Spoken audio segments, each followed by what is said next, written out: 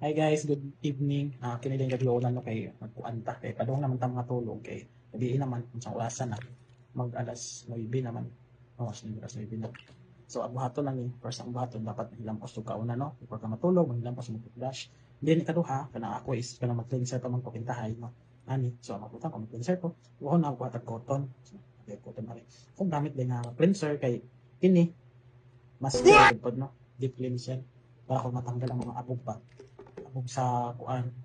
Dinmuha na siyang anakon. Ba nga nang mauna Pag sure pinakatang ba? kay. Pagtang jud una, dili ka human, anakan na din siya. Kinahanglan ni tangtang yung mga abog kay mao man makadamog og ka ng mga kuan. Gason bitaw ka. Anak kini laging naata sa sales industry so, as a salesperson char promoter. So kinahanglan jud ta og kanang nindot nga tong buhay kay para pud taon na kuanan pud sa tong mga customer. Oy, kami pa mi ay ano siya.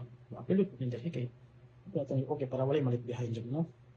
And after anak, so yan na siya. So akong buhaton mo gusto mo gamit ko og kanang naay an cream.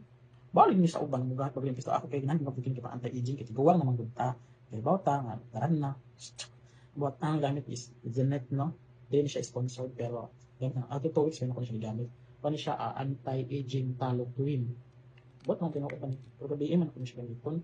Ganahan lang pud ko. Yung buhaton ano butang diri sa store dali anak ato mi gabi kay matug naman ta di man siya mahayagan kana ginagmay ra dapat siya then after anak may after yung buhaton simuha na siyang ikuan ikatagon sa nimo una nen butanan ba kay para bitaw kuan siya no pantay bitaw nga nabutangan sa tanan. So after na nakabuhaton, ako na siyang imasahe gamit ang 2 fingers.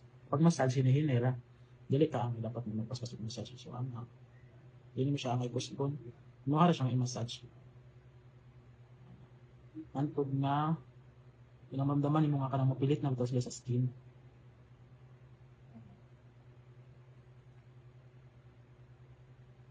Ngayon lang ko yung masahe na kay para mutuhok siya sa kananawang bumba.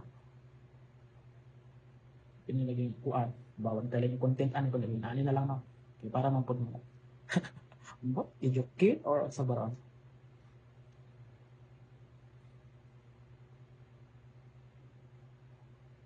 So kay medyo nauga naman siya. So pila ra ba istorya? Naman na. O di ba?